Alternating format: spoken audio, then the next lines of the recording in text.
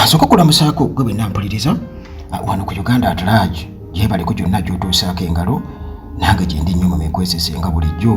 era ekinja namaze dde okubeera nga nkijjako bwe ntyo zigometa yaffe mu ngeri ey'okufeffetta mu buli nsonda munnange amawulire gasaasaanye edda buli wamu nga galaga nti wabaddewo ababadde batambuza ebitundu eby'omunda eby'omuntu oba eby'abantu naye munnange ne bafuna akabenje bafunye akabenje akatonotono awo era okukakkana nga ebitundu eby'omunda bwe bityo bimansuse mu kkubo mu kumansuka mu kkubo muganda wange abantu ne bavaayo okubeera nga beerolera bannange raba kino kano si kataago mu ngeri efaanaganako bwetyo bwe batyo munnange okukakkana ensasage yabaddewo poliisi nejja nezingako ababadde babitwala gyabuvuddeko amawulire era wano ku Uganda tulagi nabategeeza saidi za Uganda ne Kenya wali abaali baagala akatambyako nakabawa nga waliwo abantu ababaaga bannaabwe ne babajjamu ebitundu eby'omunda bakuwa kakalifuuwa bwe bati batunda kagamba oli abanga atunda zi perfume olina okugenda nga owunyawunyako ku perfume kagamba olabe akanakukolera kumbe muobwo bwakuwa obungi mwemuli kali owunyako buunya bwoti mu ngeri ya chloroform oba kaliform nga munnange obeera ni conscience ng'obanga azirise era okukakana nga bagamba bannange abadde kikatu mutwale mu ddwaliro babeera n'emmotoka yaabwe awo ebeera erinza okukakana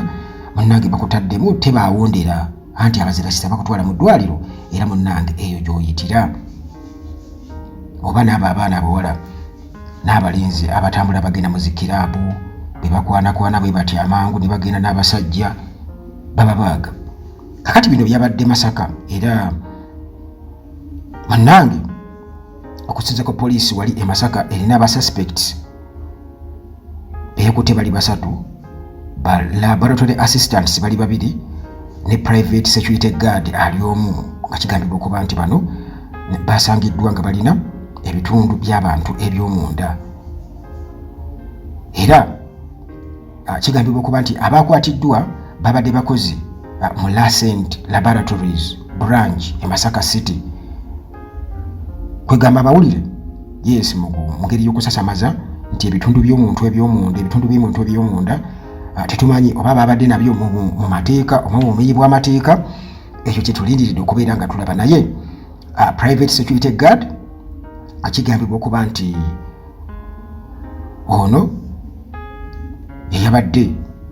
ayambako okubeera nti nno atambuza laboratory assistants bano okubeera nga batwala body organs zino mu kifo ekirala bakubeera nga kitegeerekeka era okusinziira ku kunoonyereza kwa poliisi okwasoose kulaga nti abasatu bano babadde batwala ebitundu by'omunda eby'omuntu nga babitwala Kampala era nga babitwala ku ttabi lyabwe erya Lancet Laboratory okusinziira munnange ku mwogezi wa poliisi saidi zeeyo omukulu Twaha Kasirye yategeezezza nti ekiro ekiyise ssaawa za 2 n'ekitundu awo ez'akawungeezi kati waliwo security guard n'abalala babiri kigambibwa okuba nti omu yadduse nti babadde bavuga pikipiki nga bataddeko ebitundu by'omuntu eby'omunda mu kabaketi ng'era babizinzezinzeko mu kabokisi ne bafuna ka accident akatonotono oluvannyuma lw'okuba nti babadde bakubye hampu ezisangibwa ekijjabweni trading center ku luguudo lwa Masaka kyabakuza kati munnange ebitundu bino eby'omunda eby'omuntu ebyabadde fresh bwe bityo ne bivaako ku pikipiki ku kariya oba ku kaliya eya pikipiki namba UEK 422U ne bigwa wansi kati munnange baketi mu bokisi yagudde ku luguudo lwa koolaasi era emmotoka yabadde eva emabega nejja bwetyo n'ebisaabala n'esaabala akabokisi era organs zonna muganda wange ne zaabika. Kakati awo muganda wange enjega omanyi osobola okubeera omulwadde mu ddwaliro ne bagamba akatukuggyemu kino tukitwale tukikebere ne bakugamba nti emmotoka ekyasizza ekirinnye muganda wange ebyembi bisekerwa. Ebyo teri baddoko lennyini. Kakati ba-residents abatuuze ababadde bazze okubeera nga bayambako abasatu bano bannange ate kyababuuseeko okubeera nga balabye ebitundu by'abantu oby'omuntu eby'omunda bwe batyo ne basalawo okubeera nga bakubira poliisi eyajjidde bukubirire okubeera ng'ekwata bano abasatu okubeera nga bakola okunoonyereza. Poliisi egamba nti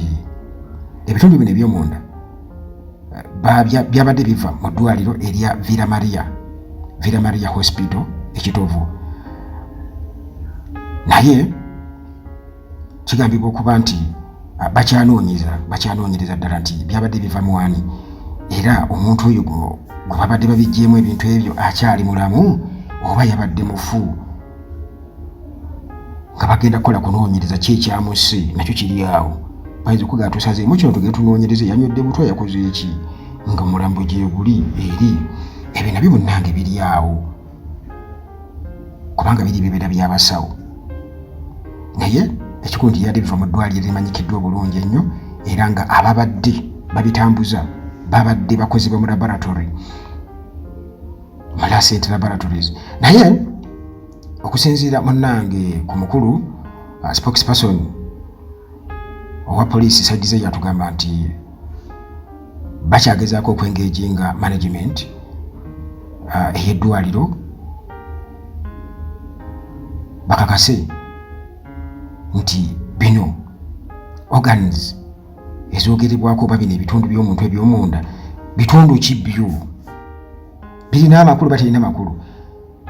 Omukulu Kasirye yayongerezaako n'agamba nti aba senior staff owa Lancet Laboratory wali mu Masaka office yategeezezza n'agamba nti kyabadde kibi nnyo, incident yabadde mbi nnyo, naye kituufu organs zabadde zitwalibwa Kampala mu laboratories zaabwe okusobola okwongera okubeera nga bazeekebejja, naye teyayongeddeko ku ebyo nti annyonnyola akawunvu n'akagga, naye nga yakakasizza nti kituufu organs zabadde ziva mu ddwaliro lyabwe mu laboratory yaabwe era nga zaleeteddwa mu laboratory yaabwe okuba nga ziva mu ddwaliro erya Villa Maria kitovu. N'olw'ensonga eyo munnange awo tulinze bulinzi kulaba kubanga era abasawo babeera bakola emirimu gyabwe tugenda bagana kola emirimu gyabwe nti kisobola okuba nti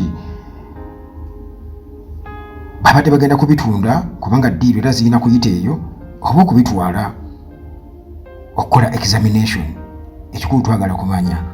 bitundu bya munda ki ebyabadde bitwalibwa kubanga emmotoka yabagamba yabisaabadde era okuba nti bigudde wansi kitegeeza nti aidha byafudde oba kale katulinde tulabe muganda wange tufunaba kubeera nga tutegeera